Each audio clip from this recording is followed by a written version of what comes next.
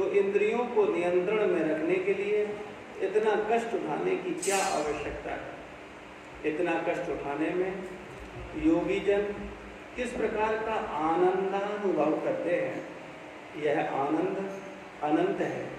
वह कैसे? आत्मा शाश्वत है और परमेश्वर भी शाश्वत है, अतः उनमें होने वाला परस्पर प्रेम का आदान प्रदान भी शाश्वत है। जो मनुष्य वास्तव में बुद्धिमान है वह अवस्थित भौतिक शरीर जीवित इंद्रिय सुख से दूर रहकर अपने सुख को आध्यात्मिक जीवन में स्थित करेगा। परमेश्वर के साथ आध्यात्मिक जीवन में यह सम्मिलन ही रासलीला कहलाता है। हमारे वृंदावन में गोपियों के साथ श्री कृष्ण की रासलीला के विषय में प्रायः सुना है। यह लीला भौतिक शरीरधारियों के बीच होने वाली साधारण विनिमय जैसी नहीं है। यह वस्तुतः दिव्य देहों द्वारा व्यक्त होने वाले भावों का विनिमय है। इस रहस्य को समझने के लिए मनुष्य को थोड़ा सा बुद्धिमान होना आवश्यक है, क्योंकि यथार्थ सुख को न जानने वाला मूर्ख व्यक्ति इस भौतिक जगत में ही सुख खोजता है। भारत में एक कथा है कि एक व्यक्ति को यह भी नहीं पता था कि गन्ना क्या होता है।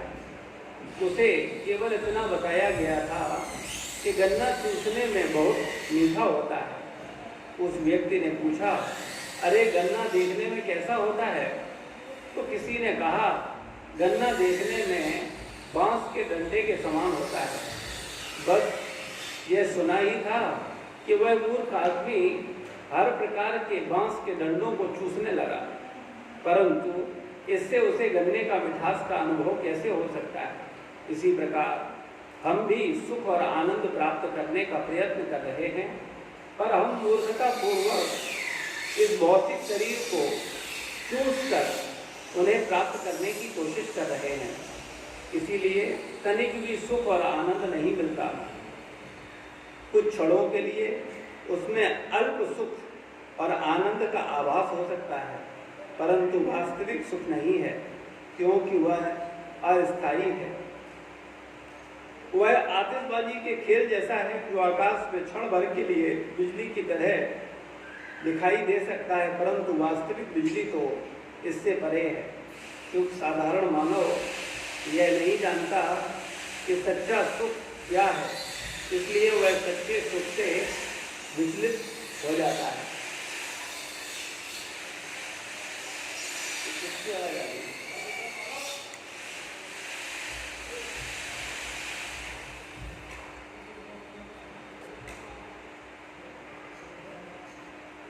तो यहाँ पर बच्चा चर्चा चल रही है कि वास्तव में प्रभुपाद जी उदाहरण देकर के हमको समझा रहे हैं कि संसार में सुख, लेकिन हम लोगों को क्या लगता है संसार में बहुत सुख है, लेकिन वास्तविकता में संसार में सुख है।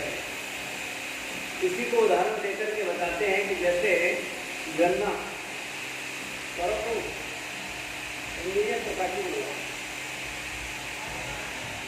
तो जैसे भौतिक जगत बताता है, भौतिक जगत में हर व्यक्ति क्या कर रहा है, सुख पाने के लिए प्रयास कर रहा है। जो कुछ भी कर रहा है, सही गलत सब कुछ किस लिए कर रहा है, सुख पाने के लिए। लेकिन उसे ये नहीं पता है कि वास्तव में ये सुख है कहाँ, ये सुख मिलेगा कहाँ। तो प्रभुपाद जी उदाहरण देते हैं कि एक बार एक व्यक्ति को बताया गया कि गन्ना मीठा होता है और उसे चूसने में बड़ा आनंद आता है, बड़ा अच्छा लगता है। तो उसने कभी गन्ना देखा नहीं था, तो उसने पूछा भाई गन्ना होता कैसा है। तो उसको बताया समझाने की कि गन्ना डंडे की तरह होता है, बांस की तरह होता है। तो उसने क्या किया, हर डंडे को हर बांस को चूसना प्रारंभ किया, लेकिन क्या उसे रस मिलेगा। तो ये कथा हमें सिखाती है कि जैसे ही हमको क्या बताया जाता है, संसार में बड़ा सुख है और इसलिए हम क्या करते हैं, संसार में सुख ढूंढने के लिए निकल पड़ते हैं। जबकि जो बताते हैं उनसे पूछो क्या तुम्हें सुख मिला है, तो अगर ईमानदारी से बोलेंगे तो वो भी कहते हैं कि नहीं, मैं नहीं मिला। लेकिन फिर भी वो क्या करते हैं कि हमने भी गन्ना चूसा है, बांस को गन्ना समझ करके, और आप भी क्या करो, यही करो। इसीलिए संसार में प्रत्येक व्यक्ति भौतिक जगत में भौतिक भोगों को भोगता किस लिए है कि उसको क्या लगता है इसमें उसे आनंद मिलेगा, सुख मिलेगा। लेकिन वास्तविकता क्या है, इसका बिल्कुल विपरीत है। लेकिन जो बुद्धिमान व्यक्ति है वो विचार कर पाता है, वरना लोग इस बात पर विचार भी नहीं कर पाते। तो हम सब लोगों को शोर कर रहे हैं, थोड़ा इसको बोलना की क्लास चल रहा है तो बाद में इसको करें। तो मूल चीज ये है कि हमको ये समझना है कि ये मनुष्य जीवन का उद्देश्य क्या है, हम लोग क्या प्राप्त करने के लिए मनुष्य शरीर मिला है। आनंद, शाश्वत आनंद। लेकिन वो आनंद किसे मिलेगा, मनुष्य को, नर पशु को नहीं।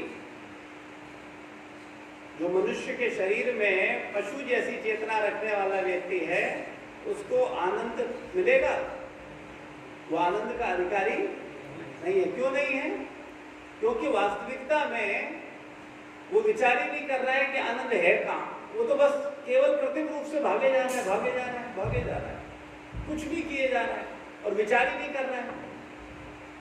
इस संसार में आप सब देखते हो, आप सबका कोई ना कोई आइडियल होगा।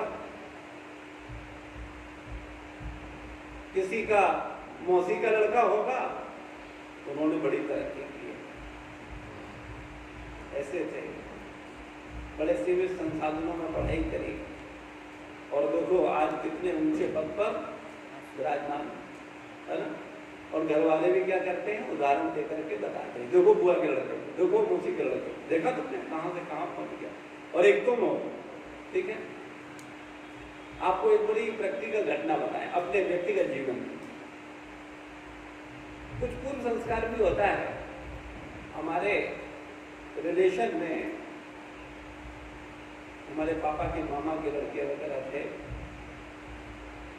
और वो दिन रात पढ़ा करते थे। तो जब हम उनके यहाँ जाते थे तो हमारी दादी जी और बोलती थी, देखो तुम खेलते रहते हो, और उनको देखो जी बराबर पढ़ते रहते हैं, कितना पढ़ते हैं। तो वो छोटा था, तो मैंने उनसे क्या कहा, तो बेवकूफ है।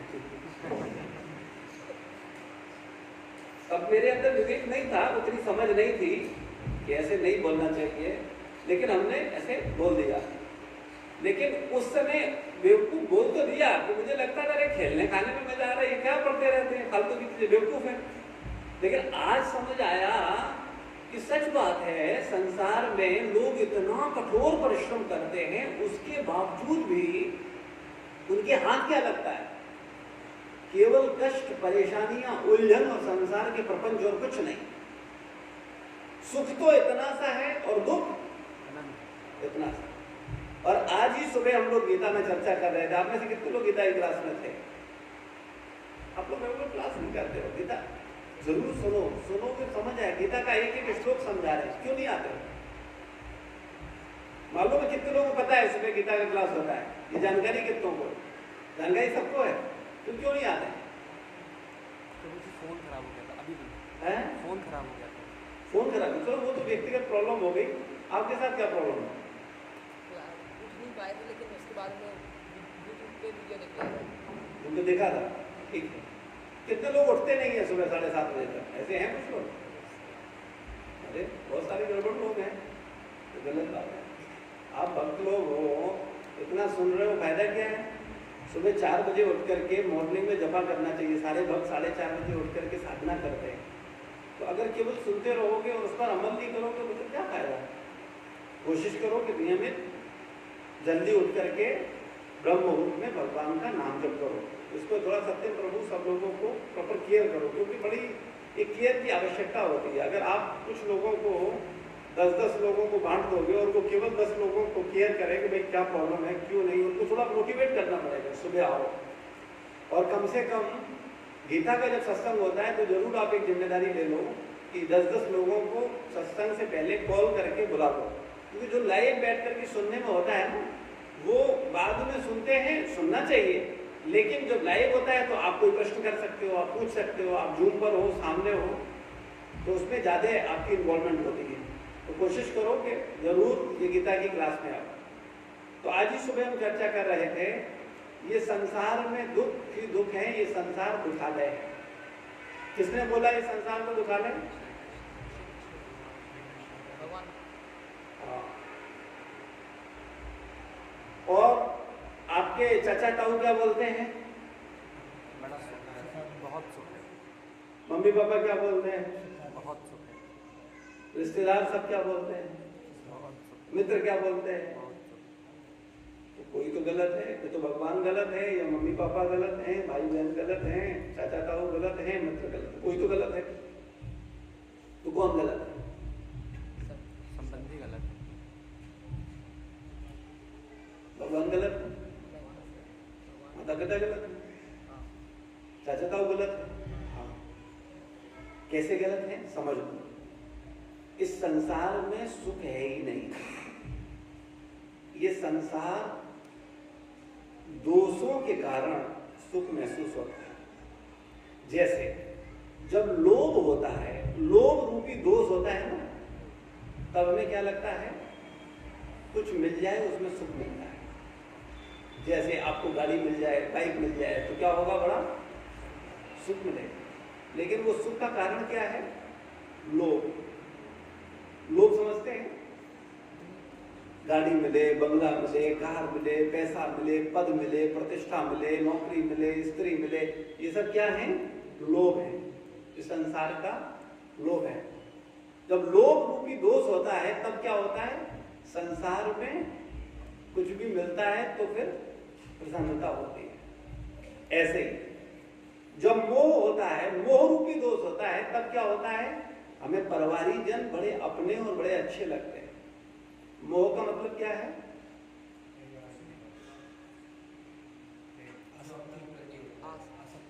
नहीं, मोह का मतलब आप लोग यही इसी जब समझोगे नहीं तो तुम क्या जानोगे नहीं तो समझोगे क्या?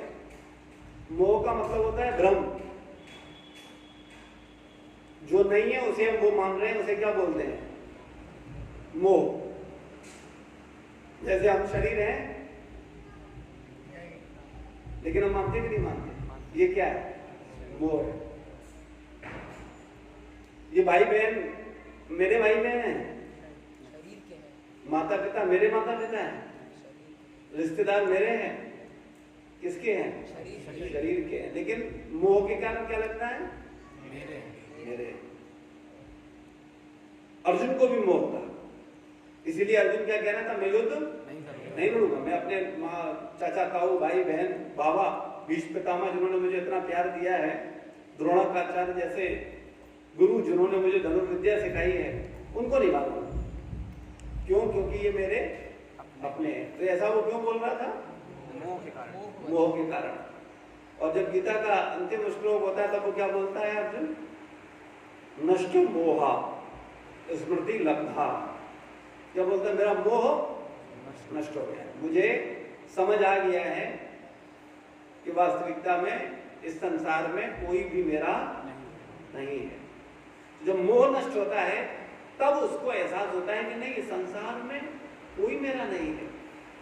लेकिन जब तक मोह है उसे, तब तक उसे बड़ा भ्रम रहता है और वो परिवारिक जनों को सब कुछ मान करके उनके लिए सब कुछ करने को तैयार होता है, चाहे वो गलत हो या सही हो। तो मोह रूपी दोष के कारण क्या मिलता है? परिवार में सुख मिलता है। अगर मोह रूपी दोष न हो तो परिवार में सुख या परिवारिक जनों में सुख नहीं मिलेगा।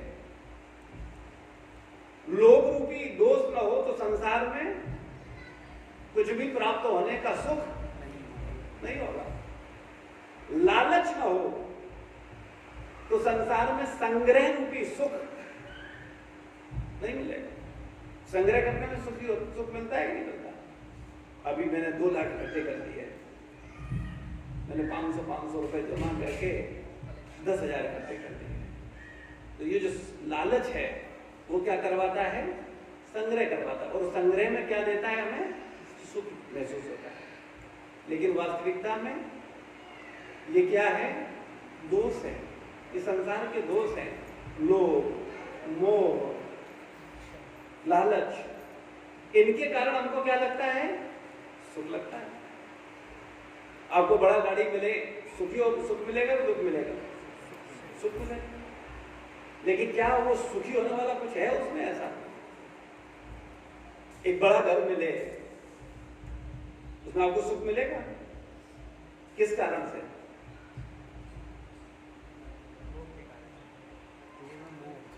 लोभ के कारण से। लेकिन वास्तविकता में क्या घर सुखी करता है? लोभ दिखाता है कि तुम सुखी हो गए हो क्योंकि तुम्हारे पास अब इतना कुछ हो गया है। लेकिन वास्तविकता में देखा जाए तो वो कुछ भी आपको आनंद नहीं देता है। अगर आप ध्यान से देखो तो आपके पास आज मान लो एक घर है, फिर पता चला पिताजी ने 2 घर ले लिए, फिर एक फ्लैट और ले लिया, तो क्या आपको ज्यादा जिस समय लगता है उस समय लोभ के कारण लगता है अरे वाह मेरे पास 2 घर हो गए, मेरे पास तीसरा घर हो, मेरे पास फ्लैट भी हो गया, मेरे पास प्लॉट भी हो गया। लेकिन कोई आनंद मिलता है? उससे कोई सुख मिलता है? तो ये सुख किसके कारण लगता है? लोभ के कारण। और गीता में भगवान क्या बोलते हैं? काम, क्रोध, लोभ ये क्या है? नरक के द्वार है। तो हम सब लोगों को ये समझना चाहिए कि संसार में हम लोग भूलवश ऐसा मान रहे हैं कि संसार में सुख है, जबकि भगवान ने इस पे क्या स्टाम्प लगाई है? दुखालयम शाश्वतम। भगवत गीता में भगवान बोलते हैं ये क्या है? दुखालय। और कैसा है? शाश्वत। अच्छा ईमानदारी बताओ, आप में से कोई भी व्यक्ति सुखी है? कोई सुखी नहीं है। और कई बार कुछ लोग अपनी मूल स्थिति न जानने के कारण उनको ऐसा लगता है अरे कितना तो सुख है, अरे हम मूवी गए थे, अभी देखो उसके बाद हम फिर जाने वाले हैं, फिर हम ये करने वाले हैं, फिर हम ऐसा करेंगे, देखो कितना तो मजा आ रहा है, क्यों सुख नहीं? तो उनका जो चेतना लेवल है वो जीवन के दृष्टिकोण को समझ नहीं पाता। जैसे एक सुअर मल खाता है तो वो क्या सोचता है? दुखी है कि सुखी है? सुखी है। उसको क्या लगता है? सुख है। तो ऐसे ही आजकल का जो यूथ है, आजकल की जो नई जनरेशन है, उसको क्या लगता है? मूवी देखो, गेम खेलो, मजा करो, अरे कितना तो सुख है, कितना तो मजा आ रहा है, यही तो जीवन है। लेकिन अगर जो हमारी चेतना का विकास होता है तो हम देख पाते हैं कि नहीं, संसार में तो सुख नहीं है ही नहीं। ये संसार का सुख केवल कैसा है कि वैसे ही है जैसा बांस को चूस करके कोई सोचे कि मुझे गन्ने का रस मिलेगा, लेकिन कभी सफल होगा व्यक्ति? गन्ने का रस पीना है तो उसे गन्ने का रस चूसना है तो क्या करना होगा? गन्ना ही चूसना होगा, क्योंकि गन्ने में रस है, गन्ने में स्वाद है। ऐसे ही इस भौतिक भावना में रस नहीं है, भौतिक भावना में आनंद नहीं है। आनंद कहां है? कृष्ण भावना में। आनंद कहां है? ईश्वर की चेतना में। जब हम भगवान की भावना में होंगे, जब हम कृष्ण की भावना में होंगे, जब हम प्रेम की भावना में होंगे, जब हम गुरु की भावना में होंगे, तब क्या मिलेगा हमें? आनंद मिलेगा, क्योंकि वहां आनंद है। एक नहीं, ढेरों लोगों को मिला है भाई। गन्ने में गन्ने की मिठास कितने लोगों को मिली है? सबको मिली है ना। और बांस में तो ऐसे ही भौतिक जगत में सुख कैसे मिला है? बताओ, हाथ बड़ा करो। मिला है आपको?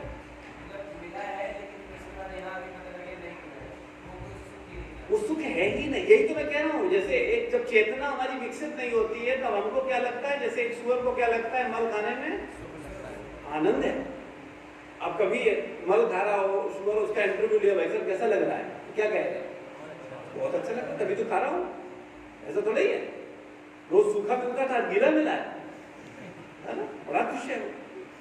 ऐसे ही हम लोग इस संसार में गंदे काम करके, गंदी भावना रख के, गंदे दृश्य देख करके, गंदी चर्चा करके, मल गंदा होता है कि नहीं होता है?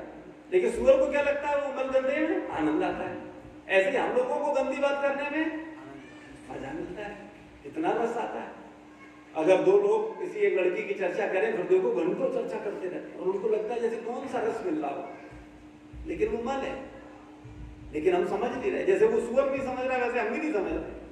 और हमको क्या लगता है कि उसमें बड़ा आनंद है, बड़ा सुख है, बड़ा रस है, लेकिन किसी को मिला आज तक? तो जब किसी को नहीं मिला तो फिर हमें कहां से मिलेगा? इतना बुद्धिमान हमें होना चाहिए। जैसे बांस में किसी भी व्यक्ति को गन्ने की मिठास नहीं मिलेगी, इसी प्रकार से इस भौतिक जगत में किसी को भी सुख नहीं मिलेगा। ये बिल्कुल कटु सिद्धांत है। हम मूर्खतापूर्वक अपना जीवन निकाल दें। कोई व्यक्ति कहे कि नहीं नहीं, कोई कुछ कहता रहे, पूरी दुनिया बांस चूस रही है, ऐसे पागल थोड़े ये लोग बांस चूस रहे हैं, उनको मजा मिल रहा है तभी तो चूस रहे हैं। तो पेड़ को देख करके हम लोग क्या करते हैं, हम भी चूसने लगते हैं। अरे इतने लोग पागल थोड़ी है, लगता है कि नहीं लगता है?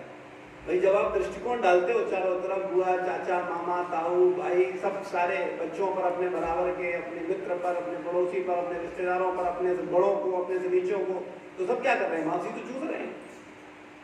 तो उनको देख करके क्या लगता है, अरे इतने लोग पागल थोड़े ही है, लगता है कि नहीं लगता? ये लोग कर रहे हैं तो इनको निश्चित रूप से क्या मिलेगा, सुख मिलेगा, या मिल रहा होगा तभी कर रहे हैं।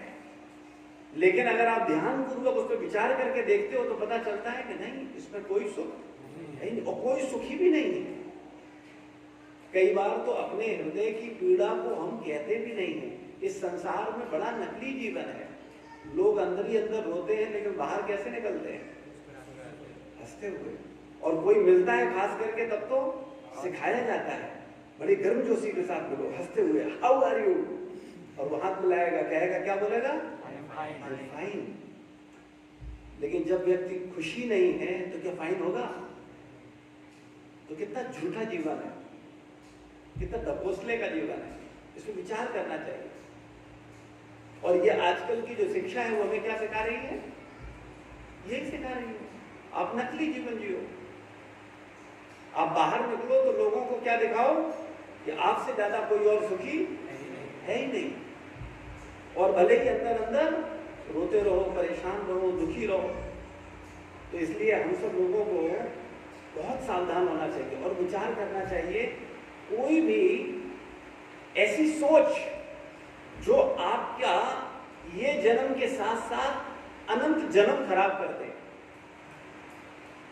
क्योंकि मेरा एक और प्रश्न है जिससे आप समझ पाओगे, आप में से कितने लोगों को ये बात समझ आ गई है कि मेरे कई जन्म हो चुके हैं और मेरे कई जन्म होने हैं? ये बात कितने लोगों को समझ आ गई? पक्का 100% दिमाग के अंदर चला गया ये बात। और कितने लोगों को समझ में अभी ये बात नहीं आई? कोई है ऐसा? 1 2 3 4, ठीक है। तो आप 4 लोग इधर आओ, आगे बैठा करो तो समझ में आएगा। पीछे वाले जो होते हैं ना उनको समझ नहीं आता, इधर आओ, आगे आओ, कोई बात नहीं।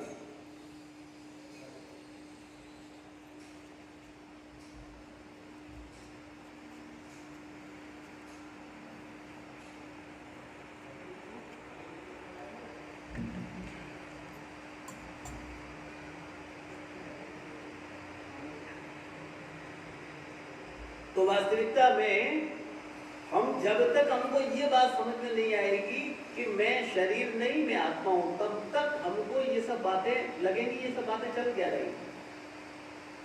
आप तो कई बार आते हो लेकिन ये बात नहीं समझ पा रहे हो। नहीं, मेरे को मतलब जब इधर आता हूँ तो लगता है, बट फिर बाकी जगह मेरे को ऐसा लगता है कि मतलब याद नहीं रहता कि मैं आत्मा हूँ। ये आपके साथ नहीं तो सबके साथ है। आपको क्या लगता है यहाँ से जाने के बाद सबको याद रहता है? लेकिन आप ईमानदार हो, आपको ये बात समझ आई कि नहीं आई कि आप शरीर नहीं, आप आत्मा हो? ये समझ में आया? तो अगर हम आत्मा है तो हमारे कई जन्म हो चुके हैं और कई होंगे। अगर हम नहीं सुधरेंगे तो, नहीं समझेंगे तो, नहीं जानेंगे तो क्या होगा, फिर हमें बार बार जन्म लेना होगा। आप में से आज पहली बार कितने लोग आए हैं? काफी लोग। तो आप लोगों को क्लियर है कि हमारे पहले जन्म हो चुके हैं, आगे जन्म होंगे। ठीक है, अच्छा है। तो जो लोग नहीं आए, पहली बार आए हैं, उनसे निवेदन है कि जो सेशंस है ना, पहले हो चुके हैं जो सेशन, वो इन लोगों को भेज दो यूट्यूब पर, जिससे कि ये सुन लें तो इनको समझ आएगा। और मैं चाहूँगा कि आप थोड़ा सा इनके साथ बैठ करके, सत्यम प्रभु, अंशुमान प्रभु, इन लोगों को पर्सनली एक्सप्लेन करो, इनको समझाना क्लास के बाद इतने लोगों को, और इनके जो डाउट है उनको क्लियर करना। ठीक है ना, कि हम कैसे शरीर नहीं, आत्मा है। आपको लोगों को बहुत कई तरह क्लियर कर चुके हैं, आप लोग क्लियर करना। और अगर इनको क्लियर नहीं होता है तो आप फिर मुझे इनके साथ बिठाना। ठीक है। तो पहली चीज तो हमें ये समझना बहुत आवश्यक है अपने आप को। जब तक कोई अपने आप को नहीं जानेगा तब तक वो सही मार्ग पे कार्य कर ही नहीं सकता है। तो हमको क्या समझना आवश्यक है कि हम शरीर है या आत्मा। अच्छा, एक बात बताओ, आप हमेशा से हो, हमेशा रहोगे? नहीं है ना। आप कुछ समय पहले आए और कुछ समय बाद नहीं रहोगे, यही तो सोच रहे। तो जो व्यक्ति ये सोचता है वो सब पाप करता है, और वो कभी उसका पूजा में, भक्ति में, साधना में उसका कभी मन नहीं लगता। वो कहता है कुछ नहीं, खाओ पियो, मौज करो, मजा करो, यही जीवन है, कुछ नहीं। और आजकल की जो एजुकेशन है, जो वातावरण है, वो यही सिखा रहा है कि बस खाओ पियो, अच्छी नौकरी करो, अच्छा पैसा कमाओ, मजा से रहो। और ठीक, किसने देखा अगला जन्म, पिछला जन्म? और एक बात बताएं, अन्य पंथ पुनर्जन्म नहीं मानते। जैसे मुस्लिम धर्म के लोग नहीं मानते, ईसाई धर्म के लोग नहीं मानते, और पूरी दुनिया में सबसे ज्यादा लोग ईसाई और मुस्लिम। अब आप विचार करो, और जब बहुत सारे लोग बोलते हैं कि ऐसा कुछ नहीं है, तो हमारे मन में भी क्या आता है, ऐसा कुछ नहीं होगा, कुछ नहीं होगा। दुनिया के इतने लोग बोल रहे हैं। कुरान किसमें लिखी है? उर्दू में। मुस्लिम्स को उर्दू आती है कि नहीं आती है? अपने बच्चों को स्पेशली उर्दू सिखाते हैं। मदरसे में उनको क्या सिखाई जाती है? उर्दू सिखाई जाती है। बाइबल किसमें लिखी है? इंग्लिश में। और इंग्लिश प्रत्येक बच्चा ईसाई जानता है कि नहीं जानता? वो खुद तो जानता ही है, और उसने क्या किया, पूरी दुनिया को इंग्लिश सिखा दी है। ठीक है।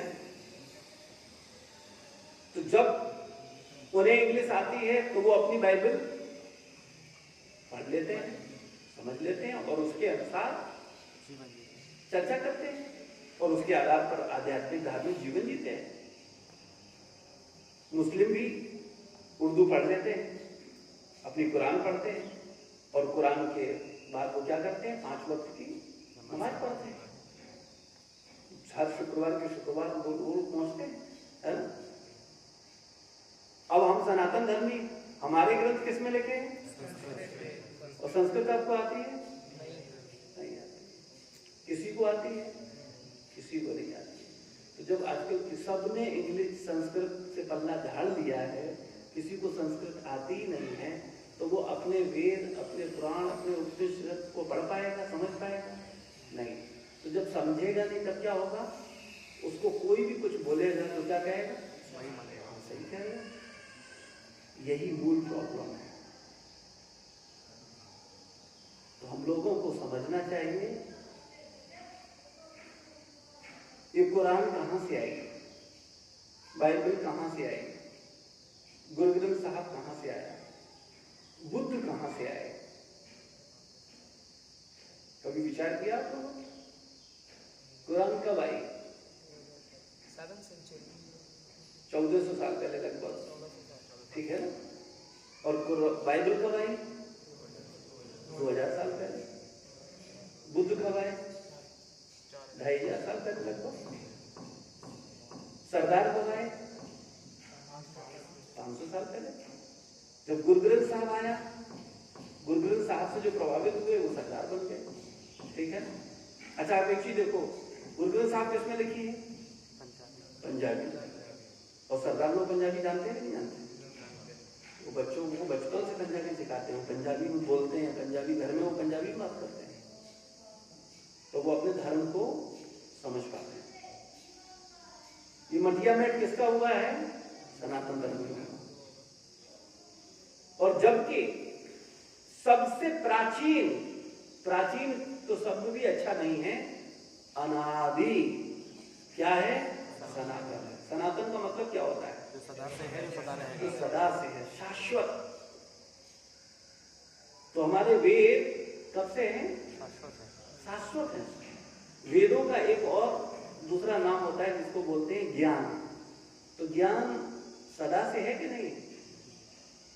तो वेद हमेशा से है, लेकिन वेदों को कोई पढ़ने वाला नहीं, क्योंकि संस्कृत आती नहीं, तो वेद समझ नहीं रहे। तो विचार करने वाली बात केवल इतनी सी है कि जब हम पढ़ ही नहीं रहे, समझ ही नहीं रहे हैं, तो हम कुछ भी मान रहे हैं। और किनकी मान रहे हैं? जिनका कोई सिलेबस नहीं है। भाई हमें बताओ, मुस्लिम धर्म के पास कितने धर्म के लोग हैं? ईसाई के पास,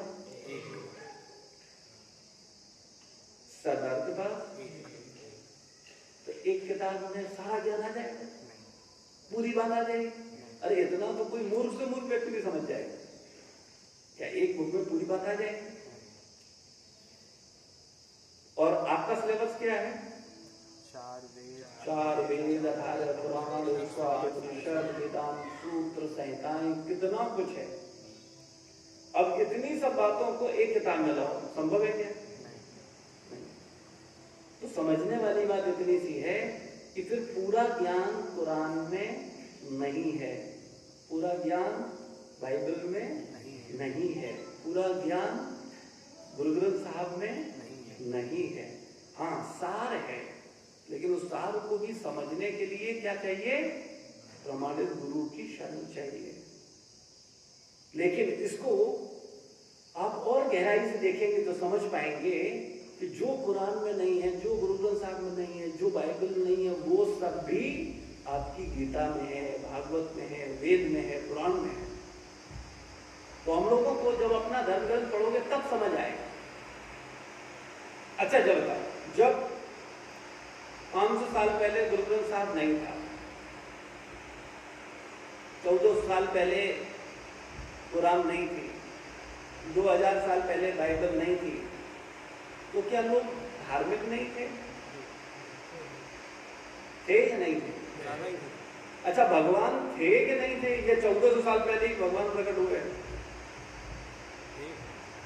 भगवान थे हमेशा से। तो अगर भगवान हमेशा से है तो 2000 साल पहले लोग किसकी आराधना करते थे? किस आधार पर आराधना करते थे? वेदों के आधार पर आराधना करते थे, क्योंकि वेद शाश्वत है। तो इस चीज को जब हम समझेंगे तो हमें समझ में आएगा कि वेदों में सब कुछ वर्णन, हमारी गीता में सब वर्णन है। गीता में सारी चीजों का सार दिया है। तो अगर आप गीता को पढ़ोगे, ध्यान से समझोगे, लेकिन आप लोग लापरवाह हो, एक एक कुछ लोग सिखाया जा रहा है, पढ़ाया जा रहा है, कोई फीस ली जा रही है आपसे, फ्री में दिया जा रहा है, फिर भी नहीं पढ़ रहे, फिर भी नहीं सुन रहे। अगर तुम अपना धर्म समझोगे ही नहीं तो कोई भी तुम्हें बेवकूफ बनाएगा।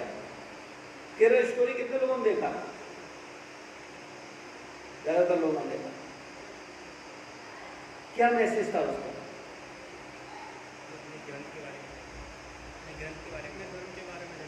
जब आप कुछ जानोगे नहीं तो आपको कोई क्या करेगा? आपको कोई भी कुछ भी बेवकूफ बना देगा, और आपको क्या लगेगा? सही बोल रहे हैं, बिल्कुल सही बात है। अगर जैसे आपको ही बोला जाए, जैसे उन्होंने कहा कि अरे ये राम भगवान है, तो बंदरों को ले जाकर के तो युद्ध जीते, तो आपको क्या लगेगा? बात तो सही। क्या लगता है, सही है कि गलत? जब हमें पता ही नहीं है तो हम क्या कहेंगे? हाँ सही है। और जब हमें उसका उत्तर पता होगा तो हम सामने वाले को समझा देंगे। तो आपको जीवन में मूर्ख रहना है कि बुद्धिमान बनना है? लेकिन आप लोग बनना नहीं चाहते, क्योंकि गीता पढ़ा रहे हैं, आप पढ़ते नहीं हो, आप सुनते नहीं हो। अगर सोचो, ईमानदारी से बताना, अगर हम यहाँ 1000 रुपये फीस लेना शुरू कर दें तो कितने लोगों के माता पिता देंगे कि बेटा ला जाओ 1000 रुपये जमा करके तुम गीता सीखो जाते हैं? बहुत विरले होंगे, बहुत विरले होंगे ऐसे। बहुत गुंडे माँ बाप होंगे, कहें क्या फालतू की बात करते हो, फिजिक्स सीखना है 5000 ले जाओ, केमिस्ट्री सीखना है ले जाओ, गीता सीखने के लिए चलो हटो फालतू का काम। तो जब सोचो हमारा वातावरण ऐसा हो गया है, जब माँ बाप ऐसा सोच रहे हैं, तो उनके बच्चों का भला कहां से होने वाला है? तो आपको धर्म का कोई ज्ञान ही नहीं है, आपको सत्य का कोई, देखो धर्म केवल सत्य बताता है और सत्य सिखाता है,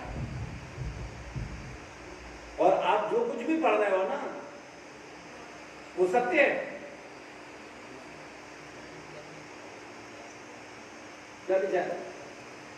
आप जो पढ़ रहे हो वो सत्य है क्या? सत्य है? सत्य है? नहीं, आपने क्लासेस नहीं अटेंड की, पहले क्लासेस सारी अटेंड करो। आप लोग कितने लोग यूट्यूब चैनल से जुड़े हो? कितने लोग नहीं जुड़े हो? वहां खड़ा कर, जो नहीं जुड़े हैं वो, जिनके पास नहीं है, जो नहीं है वो लोग पहले उसको जुड़ो, उसमें आपको सारे सत्संग मिलेंगे। इस्कॉन लखनऊ अपरमेश रामदास डालोगे तो आपको हमारा चैनल मिलेगा, उसमें सारी एक एक चीज है कि हाँ गीता का, भक्ति रस क्लासेस एक एक सुनोगे ना डायरी पेन लेकर के, तुम्हारा बुद्धि खुलेगा, लेकिन सीखना पड़ेगा। मैंने आप लोगों को बोला कि आप लोग सुनो, होमवर्क करो और फिर आकर के प्रश्न करो।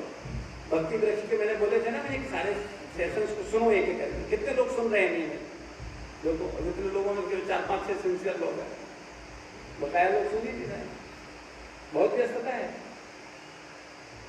तो फिर देखो, मेरा एक निवेदन है, जो सुन रहे हैं उनको क्या कोशिश करनी चाहिए, जो और लोग हैं उनको प्रेरित करना चाहिए, तो उनको समझ आएगा। देखो, आध्यात्मिक जीवन में कोई व्यक्ति उन्नति करता है तो भक्त को क्या होती है? खुशी मिलती है। बहुत ही जगत में कोई उन्नति करता है तो क्या होता है? दुख होता है, ईर्ष्या होती है। जैसे आप बढ़िया मैथ्स लगा रहे हो, कोई अच्छा टीचर मिल गया, कोई अच्छा समझा रहा है उनको, आप सीख रहे हो, तो आप क्या कोशिश करते हो? कोई दूसरा न सीख जाए, ऐसा भाव रखते कि नहीं रखते? हम ही होशियार रहे, हम ही नंबर 1 आए, है ना? लेकिन आध्यात्मिक जगत इससे क्या है? विपरीत है। आध्यात्मिक जगत में, आध्यात्मिक सोच में प्रत्येक व्यक्ति क्या सोचता है? मुझे सही विचार मिल रहा है, मुझे सही भाव मिल रहा है, मैं अपनी चेतना को शुद्ध कर रहा हूँ, मैं भगवान का प्रिय बनने की कोशिश कर रहा हूँ, गुरु का प्रिय बनने की कोशिश कर रहा हूँ, ये भी बने। तो उससे क्या होगा? आपका भी विकास होगा और उसका भी विकास होगा। और भगवान ऐसी भावना रखने वाले लोगों से बहुत खुश होते हैं। लेकिन कई बार लोग क्योंकि संसार की चेतना से आते हैं तो उनको क्या लगता है? हम सब जान जाएं और कोई न जाने, और किसी को बताना भी नहीं चाहते। अगर सोचो, हम भी ऐसे ही सोचें, क्यों बताएं, क्यों टाइम खराब करें? भाई आप लोग हमें भेज देते हो क्या? क्यों बताएं, क्यों टाइम खराब करें अपना? क्यों तुम्हें समझाएं, क्यों अपना गला फाड़े? भाई ठीक है, जाओ, जो करना है वो करो जाके। तब भगवान मुझसे खुश होंगे, हमारे गुरु हमसे खुश होंगे। तो फिर हमको ये समझना चाहिए, अपनी खुशी के लिए नहीं, हमें भगवान और गुरु की खुशी के लिए कार्य करने चाहिए। जब हम ऐसी चेतना में रहकर कार्य करते हैं, जब हम सबका भला करने का सोचते हैं, तो हमारा भला अपने आप हो जाता है। और हम लोगों की प्रॉब्लम क्या है? हम किसका भला करने की सोचते हैं? अपना। तो पूरी जिंदगी रोते रहते हैं और कभी भला किसी का हुआ नहीं है। इसलिए ये जीवन में गांठ बांध लो, जब तुम अपनी परवाह छोड़ करके दूसरों की परवाह करना शुरू कर दोगे, उस दिन भगवान तुम्हारी परवाह करना खुद शुरू कर दे। तुमको चिंता करने की जरूरत नहीं है। और इसका मेरे व्यक्तिगत जीवन में प्रैक्टिकल उदाहरण है, प्रैक्टिकल अनुभव किया है हमने ईश्वर की कृपा। सब भगवान करते हैं, आप सोच नहीं सकते वो भगवान करते हैं, अपने आप होता है, सब इच्छा मात्र से होता है। आप सोचो, मैं आपको छोटी सी घटना बताता हूँ, प्रैक्टिकल रोज लीलाएं होती है, रोज घटनाएं घटती है। ये जगन्नाथ रथ यात्रा निकली, इसकी तैयारी कितने दिन पहले हुई पता है? 2 या 3 दिन पहले, 2 या 3 दिन पहले। केवल 1 हफ्ते 10 दिन पहले इसकी पूरी तैयारी, पूरा प्लान बन के सब कुछ हुआ केवल 10 दिन पहले, और आप लोगों तक तो मैसेज 3-4 दिन पहले ही पहुंच पाया। क्यों? क्योंकि यात्रा में आनंद सबको आता है। आपने देखा कितने 5000 लोग आए, सबने कहा अरे बहुत अच्छा है, बहुत अच्छा है, बहुत खुशी, कब निकलेगी अगली यात्रा, है ना। और सेवा भी कहा जाए तो सबकी नानी मर जाती है, होता है कि नहीं होता? बताओ कितने लोग ऐसे होते हैं जो बढ़ चढ़ के भाग देते हैं कि नहीं नहीं मैं भी कुछ करना चाहता हूँ। कुछ लोग, गिने चुने लोग हैं। तो ये यात्रा निकालने से पहले विचार चल रहा था मेरे मन में कि यात्रा में कम से कम 6-7 लाख रुपए खर्च होगा। तो मैंने सोचा कि ये व्यवस्था अभी हम लोगों से कहेंगे, और जन्माष्टमी एक बड़ा ओकेजन आ रहा है जिसमें हम लोग अच्छा खासा उत्सव मनाते हैं, जिसमें हम लोग कम से कम 20-25 लाख रुपए खर्च करते हैं। तो हमने कहा अभी मांगेंगे जाकर के लोगों को कहेंगे और फिर वही लोग सबसे रिक्वेस्ट करेंगे तो ठीक नहीं है। तो हमने मंदिर के भक्तों के साथ मीटिंग बुलाई और हमने सबसे कहा कि भाई कोशिश करो कोई अगर हमें बड़ा डोनर मिल जाए, एक व्यक्ति ही बोले कि भाई यात्रा स्पॉन्सर करते हैं, हम 5 लाख रुपए दे रहे हैं, तो हम लोग हर किसी से नहीं कहेंगे और हम लोग इसको मैनेज करने की कोशिश करेंगे। तो जब बात तो रखी हमने सब लोगों से, तो मंदिर में भी सब लोगों ने हाथ खड़े कर दिए। ऐसा तो कोई है नहीं जो कहे अरे चिंता मत करो, कोई नहीं है। तो मैंने फिर बोले फिर यात्रा रहने देते हैं। तो मैंने यात्रा तो होनी चाहिए, भगवान का यात्रा निकलना चाहिए। कोरोना काल में नहीं निकला लेकिन अभी ठीक हो गया है, तो अभी यात्रा होनी चाहिए। तो बस मन में विचार ही चल रहा था और हमारे समक्ष हमारे मंदिर के रवि प्रभु हैं, वो आए और अब बात कर रहे थे। हमने कहा भाई जगन्नाथ जी की रथ यात्रा निकलनी है लेकिन इतना खर्च है, कैसे करेंगे? बोले पूजी आप परेशान मत हो, आधा हम कर देंगे। तो बस इतना बोला था, हमने कहा यात्रा डन, और आधा उन्होंने बोला। फिर उसके बाद हमारे जितने भक्त लोग थे हमने उन सबसे रिक्वेस्ट किया कि भाई हर व्यक्ति जिसकी जो श्रद्धा हो, जो जिसकी सामर्थ हो, उतना सेवा कर सकता है। और बस हो गया। सोचो, केवल हमने सोचा ही तो था, क्या किया था बताओ? कुछ किया था क्या? सोचने से, इच्छा मात्र से चीजें पूरी हो जाए, ये कृपा नहीं तो और क्या है। लेकिन हम लोगों को भगवान पर निर्भर होने का अभ्यास करना होगा, और बड़ी परीक्षा लेते हैं भगवान, ऐसा नहीं है। अच्छा आप बताओ, आपसे अगर ये कहें कि हम आपको बहुत प्रेम करते हैं, तो ये कहेंगे आप मान लोगे? कैसे मानोगे बताओ? इसके लिए परीक्षा टेस्ट लेंगे, टेस्ट लोगे ना? आप क्या करोगे? टेस्ट लोगे ना? कैसे टेस्ट लोगे? रात में 12 बजे फोन करो, मुझे जरूरत आ गई यार, क्या कर रहे हो? अरे पता है मुझे यहाँ जरूरत, अचानक 2 लाख रुपए ले जरा। भले ही आपको जरूरत हो ना हो, टेस्ट लोगे कि नहीं लोगे? और जब आपके ये टेस्ट पे खड़े उतरते जाएंगे तब आप क्या कहोगे? ये मुझे प्रेम। तो ये बताओ, भगवान मूर्ख हैं, गुरु मूर्ख हैं, वो किसी का टेस्ट नहीं लेते हैं। हम कुछ भी बोलेंगे वो भगवान मान जाएंगे या गुरु मान जाएंगे?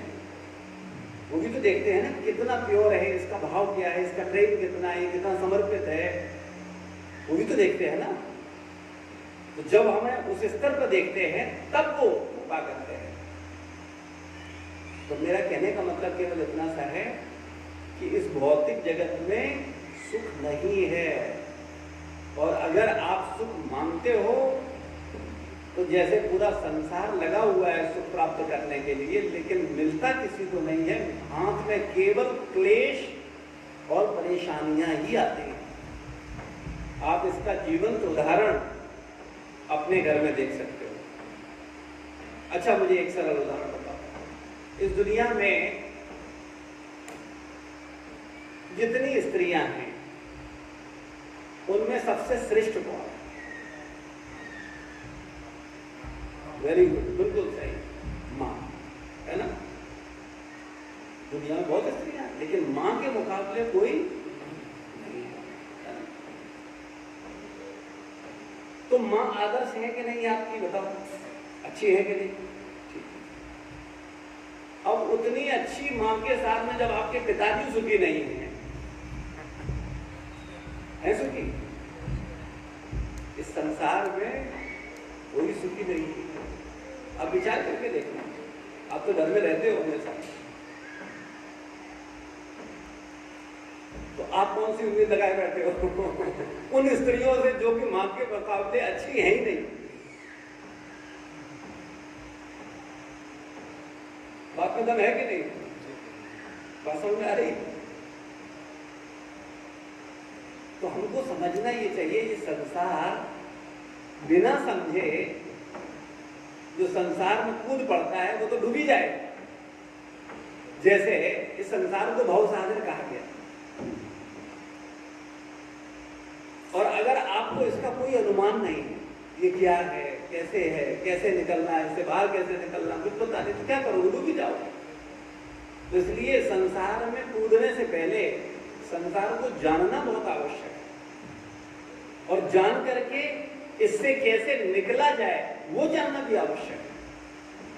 और अगर उसको आप समझोगे अपनी गीता से, अपने भागवत से, अपने ग्रंथों से, प्रभुपाद जी की शिक्षाओं से, तो आप बड़ी आसानी से इस भौतिक भवसागर से बड़ी आसानी से पार हो जाओगे। इसके लिए भी एक बड़ा सरल उदाहरण आचार्यगण देते हैं। कोई कितना ही अच्छा तैराक क्यों ना हो, क्या समुद्र को तैर करके पार हो सकता है? तो समुद्र से निकलने का एकमात्र साधन क्या है? कोई हाथ दे करके खींच ले, बस। वहां तैरना काम नहीं करेगा, वहां तुम्हारी सामर्थ्य काम नहीं करेगी। तो ऐसे ही इस भौतिक जगत में हम अपनी सामर्थ्य से जो कुछ सुखी होना चाहते हैं तो ये संभव नहीं है। यहां तो शास्त्र बताता है कि जब नाव पर विराजमान कैप्टन के रूप में गुरु व्यक्ति को सहारा देते हैं तो व्यक्ति उस भवसागर में डूबने से बच जाता है। रामचरितमानस में बड़ा सुंदर उदाहरण दिया गया। रामचरितमानस पढ़ोगे, उसमें वर्णन है, नौका क्या है, कैप्टन क्या है, ये भवसागर क्या है, इससे निकलने का तरीका क्या है। लेकिन ऐसे रामायण आप में से किसी नहीं पढ़ी होगी। आपने रामायण क्या पढ़ा है? भगवान रामदेव पैदा हुए अयोध्या में, बड़े हुए, उसके बाद वनवास हो गया और वो जंगल चले गए, जंगल से आ गए, बस हो गई रामायण। राजा बन गए, रावण को मार दिया, है ना, हनुमान जी मिले। जो गहरे सिद्धांत हैं, जो गहरे सूत्र हैं, जो भक्ति है, जो ज्ञान है, जो वैराग्य है, वो तो समझ में ही नहीं आता लोगों को कि बात क्या चल रही है। इसीलिए गाइडेंस में पढ़ना चाहिए। तो आप लोगों को बोल रहा हूँ, गीता को पढ़ो, गीता को सुनो। अभी हम लोग लगभग, आज हमने कौन सा चर्चा किया था? 36-37 था शायद, तो 37 लगभग चर्चा हो चुकी है। 36-37 श्लोक हो चुके हैं।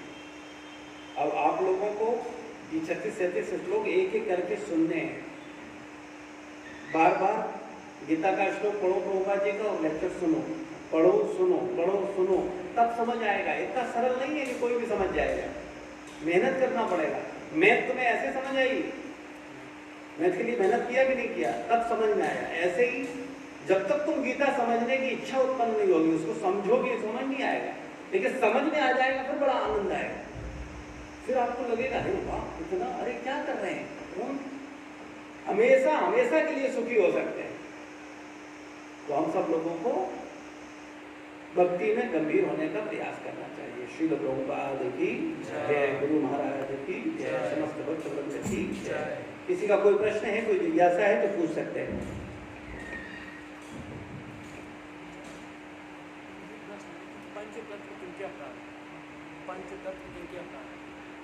पंच तत्व किनके अवतार है? चैतन्य महाप्रभु। पंच तत्व में कौन कौन पंच तत्व हैं बताओ? चैतन्य महाप्रभु स्वयं श्री कृष्ण है। जो कि राधा रानी के भाव में है। नित्यानंद प्रभु स्वयं बलराम जी है, गदाधर स्वयं राधा रानी है, श्रीवास नारद मुनि है, और अद्वैत आचार्य सदाशिव और महाविष्णु के अवतार हैं। ठीक है। जैसे आपने बताया कि जो मुस्लिम्स हैं उनका एक कुरान है, ईसाई है उनका एक बाइबल है, पर हमारे यहाँ 4 वेद, 18 पुराण, 108 उपनिषद, इतिहास, संहिताएं, तो क्या ये समस्या नहीं है? अब एक बात बताओ, प्ले ग्रुप में आपके पास कितने किताबें थी?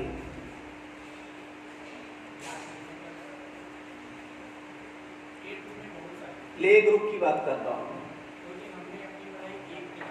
तो अभी वर्तमान समय में जो प्ले ग्रुप है उसमें कितनी किताबें दी जाती हैं? एक किताब होती है। प्ले ग्रुप में बच्चों को एक किताब दी जाती है, केवल इसलिए बच्चा पन्ना पढ़े, थोड़ा देखे, वो आना तो शुरू करे। और स्कूल में क्या होता है, चॉकलेट दी जाती है उसको, कभी कुछ फ्रूट दे दी जाती, कभी बिस्किट दे दिया। अच्छा, कॉलेज चॉकलेट खिलाने के लिए है, शिक्षा के लिए है। माता पिता चॉकलेट खिलाने भेजते बच्चे को, लेकिन चॉकलेट दी जाती है। क्यों दी जाती है? हाँ, आना शुरू तो करे, पढ़े तो सही, उसका थोड़ा इंटरेस्ट तो डेवलप हो। कैसे ही जब वो सुनेगा समझेगा तो समझ पाएगा। तो शुरुआत में एक किताब होती है, और 8th क्लास में बहुत सारी किताबें हो जाती हैं, और सब्जेक्ट बहुत सारे हो जाते हैं। हर बात बड़ी गहरी है अगर समझें तो प्ले ग्रुप में एक ही किताब है और 8th में इतना सारा। तो कोई कहे कि ये समस्या नहीं है इतनी किताबें पढ़ना, एक ही किताब ठीक है, तो क्या बुद्धिमत्ता का प्रश्न है? कहने का मतलब यह है, जो विषय बहुत हैं और विषय को कोई पढ़ने वाला है, समझने वाला है, तो निश्चित रूप से बहुत कुछ गहराई है। लेकिन हाँ, सार रूप में समझना चाहते हैं, संक्षेप में पूरी चीजों का सार लेना चाहते हैं, तो उसका तरीका तो केवल एकमात्र गुरु की शरण ही है। वो उतना ही समझा करके बता देगा कि हाँ ऐसा काम कर लो। और इसीलिए हम सबको प्रभुपाद जी ने भगवत गीता और भागवत दे करके सारे वेद पुराण उपनिषदों का सार दे दिया है। तो अगर हम गीता तथा भागवत को केवल पढ़ लें, बस 2 ग्रंथ, 4 वेद पढ़ने की कोई आवश्यकता नहीं, बिल्कुल आवश्यकता नहीं। मैंने खुद नहीं पढ़े और ना मैं पढ़ूंगा, पढ़ने की भी इच्छा नहीं, लेकिन सबका सार किसमें है? गीता और भागवत। पूरा ज्ञान है, हर प्रश्न का उत्तर है। तो बस हम अपनी गीता और भागवत को पढ़ लें, रामचरितमानस को समझ लें, हो गया। रामचरितमानस में कुछ नहीं है, गीता और भागवत ही है और कुछ नहीं। सारे गीता भागवत के सिद्धांत हैं।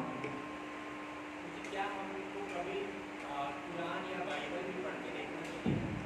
निश्चित पढ़नी चाहिए, लेकिन पहले अपना समझ लो उसके बाद, ठीक है ना?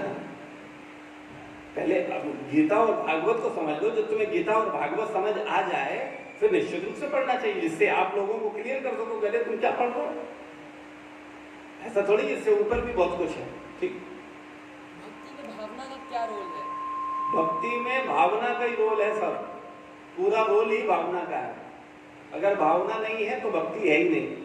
भक्ति का मतलब केवल 16 माला 4 नियम नहीं है कि हाँ हम माला करते हैं, 16 माला करते हैं, राम राम राम राम राम राम राम, और भावना कुछ है नहीं, भक्ति बेकार।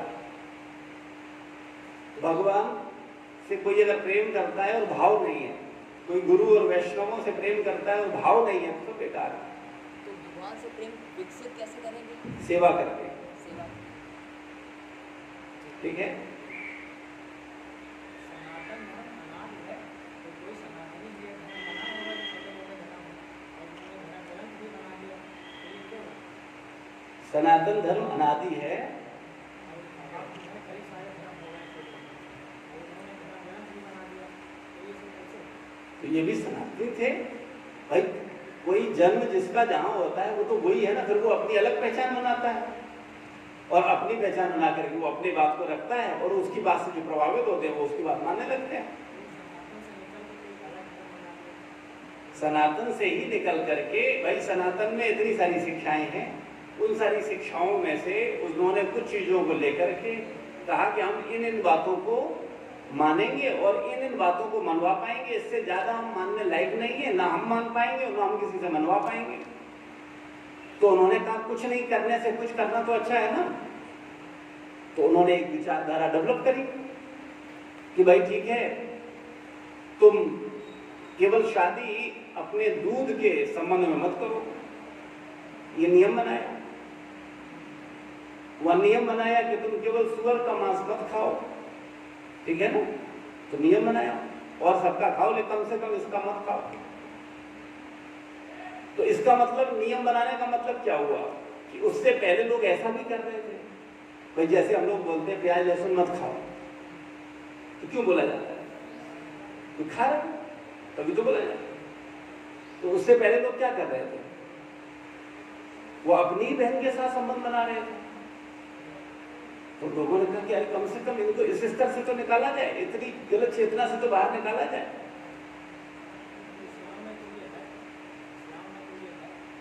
क्या नहीं, दूध के रिश्ते में मना है, उनकी यहाँ भी मना है। चाचा ताऊ में कर सकते हैं, मामा ताऊ के कर सकते हैं, लेकिन ब्लड रिलेशन में मना है।